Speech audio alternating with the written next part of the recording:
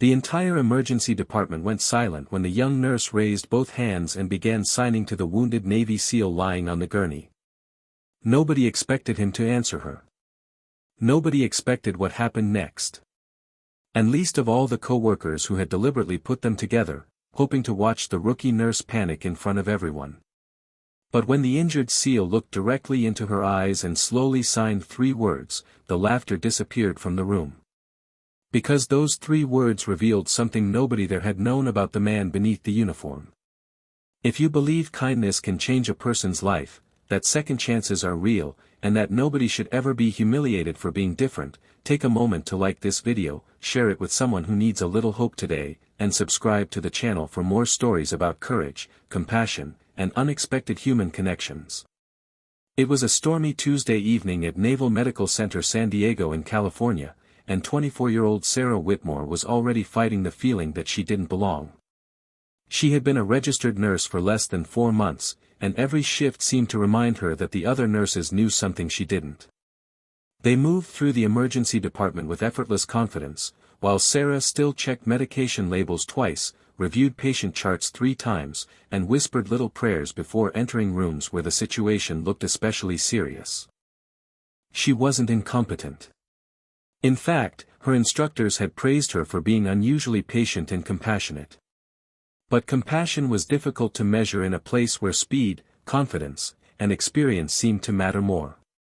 The senior nurses had noticed her nervousness almost immediately. Some were kind, but others saw it as entertainment.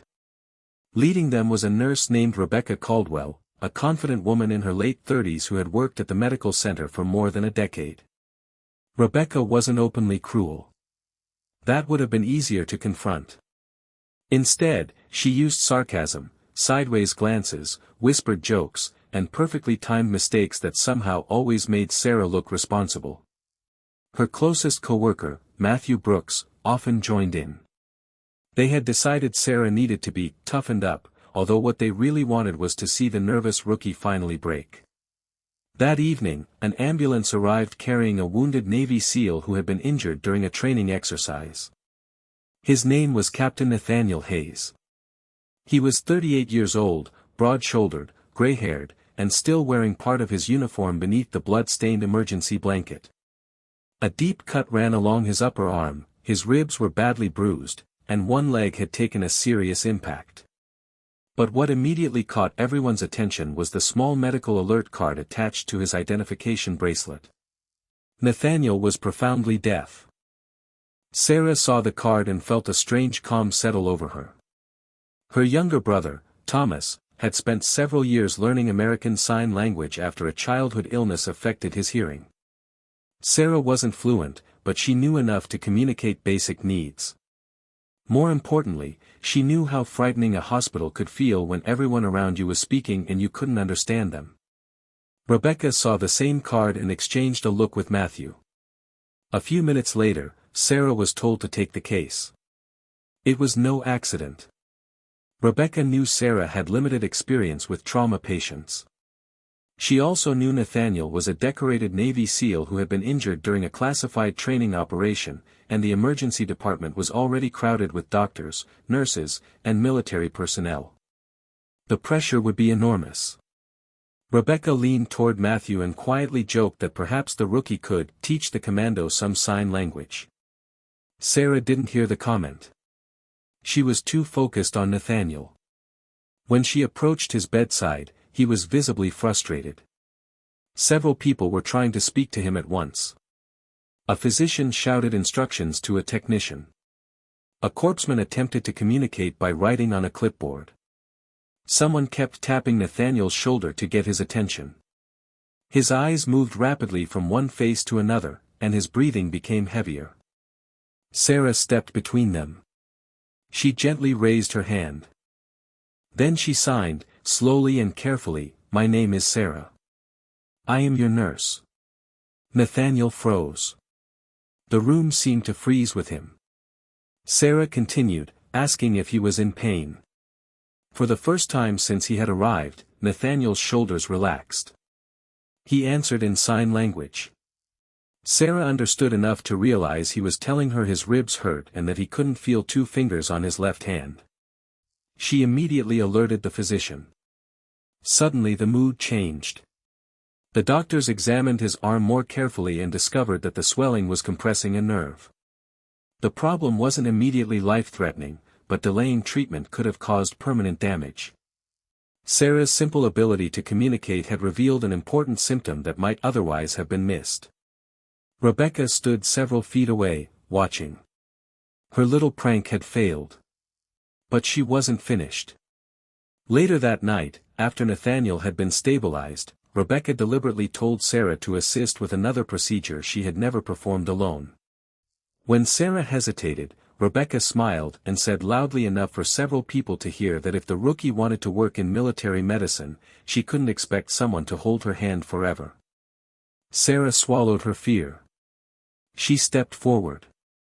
Her hands trembled slightly, but she remembered what her nursing instructor, Mrs. Grace Bennett, had once told her: confidence isn't the absence of fear, sometimes it's simply doing the right thing while you're afraid. Sarah did exactly that. And Nathaniel watched her. He couldn't hear the whispers behind him, but he could see the way people looked at Sarah. He could see the embarrassed expression she tried to hide. He could see Rebecca's smug smile. What they didn't know was that Nathaniel had spent most of his adult life reading people without hearing their voices. He had learned to recognize fear in someone's shoulders, dishonesty in someone's eyes, and kindness in the smallest gestures. And Sarah's kindness was impossible to miss. The following morning, Nathaniel woke in a recovery room with his arm immobilized and his ribs heavily wrapped. Sarah entered carrying his medication and a small whiteboard. She expected him to be asleep. Instead, he was sitting upright, staring out the window at the gray California sky. She smiled and signed that she had brought his medication. Nathaniel looked at her for a moment, then signed something unexpected. He asked if she was okay. Sarah blinked. She had spent the entire night worrying about whether he was okay. No one had asked about her. She tried to brush it off, signing that she was fine. Nathaniel didn't believe her. He pointed toward her hands. They were shaking.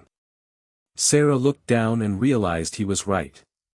For a moment, the confident nurse disappeared, and the frightened young woman underneath came back. She admitted that some of the other nurses didn't like her and that she sometimes felt like she was being tested just to see whether she would fail. Nathaniel watched her carefully. Then he signed, "They don't know you." Sarah gave him a sad smile. Nathaniel continued. "Let them be wrong." Those 4 words stayed with her. Over the next several days, something remarkable happened. Nathaniel refused to allow anyone to treat Sarah as though she were invisible. When doctors spoke too quickly, he pointed toward Sarah and asked her to interpret what he was being told. When another nurse forgot to provide written instructions, Nathaniel requested them. And when Sarah entered his room, he always greeted her with the same quiet respect. Their friendship grew in small moments. Sarah learned more about military life from Nathaniel. He learned about her dream of becoming a trauma nurse. They discovered they both loved old movies, both hated overly sweet coffee, and both carried small Bibles in their bags. But Nathaniel rarely talked about his time as a SEAL. Sarah never pushed him. She understood that some wounds were not visible on X-rays. One afternoon, Sarah entered his room and found him staring at a photograph on his bedside table. It showed 4 men standing beside a helicopter. Nathaniel's finger rested on the face of a younger man with a bright smile. Sarah asked who he was. Nathaniel's expression changed. He explained through signs that the man had been his closest friend, a fellow SEAL named Michael Turner. Michael had died during a deployment years earlier. Sarah sat quietly beside him. Nathaniel touched the photograph and signed that Michael had been the person who taught him never to judge someone by what they couldn't do. Then he looked at Sarah. He signed, "He would have liked you." Sarah felt tears gather in her eyes. She looked away so Nathaniel wouldn't see. But he did. He always did. Meanwhile, Rebecca became increasingly uncomfortable. The rookie nurse she had intended to embarrass was now receiving praise from physicians, respect from patients, and unexpected admiration from one of the most decorated men in the hospital. Then came the day everything changed. Nathaniel was preparing to leave the medical center when a senior physician called Sarah into his office. He told her that during Nathaniel's admission, her communication with the patient had prevented a serious complication. The hospital wanted to document the incident and use it as an example of effective communication with deaf patients. Sarah was stunned. She hadn't thought she'd done anything extraordinary. She had simply tried to make one frightened man feel understood. But before she could respond, Rebecca walked into the office. She was angry. She claimed Sarah had been given special treatment because she knew sign language and had become emotionally attached to the patient. She implied that Sarah had crossed professional boundaries. Sarah's heart sank. The accusation was humiliating. She tried to explain, but Rebecca kept talking. Then Nathaniel appeared in the doorway. He had come to return a borrowed medical device. He couldn't hear Rebecca's accusations, but he could read the room. Sarah looked devastated. Rebecca suddenly realized he was there. Nathaniel stepped inside. He placed the device on the desk. Then he looked directly at Rebecca. Without raising his voice, he signed that he had something to say. Sarah translated. Nathaniel explained that during his entire stay, Sarah had never once treated him like a burden. She had never mocked his deafness, never ignored him, and never made him feel less capable because he couldn't hear. Then he revealed something that silenced everyone. He explained that when he first arrived at the hospital, he had been terrified. Not because of his injuries. Because the chaos around him reminded him of the battlefield. People shouting. Alarms flashing. Hands grabbing him. Faces moving. He couldn't hear what anyone was saying, and he couldn't tell whether the people surrounding him were helping or hurting him. Then Sarah had stepped forward.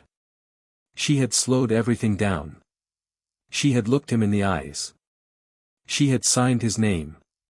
And for the first time that night, Nathaniel knew he was safe. Sarah covered her mouth as tears slipped down her cheeks. Nathaniel continued signing. He said that if the hospital was looking for someone who understood what service truly meant, they didn't need to look at his uniform. They needed to look at Sarah. Rebecca's face changed. For the first time, she looked ashamed. But Nathaniel wasn't finished. He turned toward Sarah and signed something that she didn't expect. Don't become like them. Sarah stared at him. He explained that cruelty had a way of spreading when people accepted it as normal. He didn't want her to become bitter because someone had treated her badly. He wanted her to remain the nurse who stopped for frightened patients. The nurse who learned enough sign language to communicate. The nurse who looked beyond scars, uniforms, disabilities, mistakes, and reputations. That night, Rebecca found Sarah alone in the staff lounge. She apologized. Not dramatically. Not with excuses. She simply admitted that she had mistaken Sarah's quietness for weakness and had enjoyed watching her struggle because it made Rebecca feel powerful. Sarah could have walked away. Instead, she listened. Then she forgave her. Not because what Rebecca had done was acceptable, but because Sarah realized forgiveness didn't mean pretending the cruelty never happened. It meant refusing to let someone else's cruelty decide who she would become. Months passed. Nathaniel eventually returned to duty in a different capacity while continuing his recovery. Sarah became one of the hospital's strongest advocates for better communication with deaf patients. She completed additional ASL training and helped establish a small emergency communication program for patients with hearing impairments. Rebecca became one of her supporters. And every once in a while, Sarah would receive a handwritten note from Nathaniel. The first one simply said, "Still proud of you." The second said, "Keep choosing kindness." The third arrived almost a year later. It contained no explanation. Only a photograph. It showed Nathaniel standing outside the hospital, wearing his dress uniform, holding a small framed picture of his fallen friend Michael.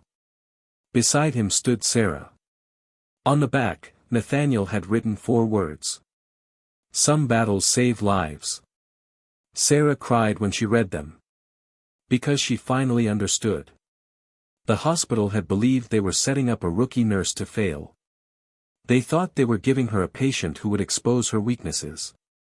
Instead, they had given her the opportunity to discover her strength. And Nathaniel, the deaf Navy SEAL they assumed would be helpless because he couldn't hear, became the person who heard Sarah's pain more clearly than anyone else in the building. Sometimes life doesn't send us the person we expect.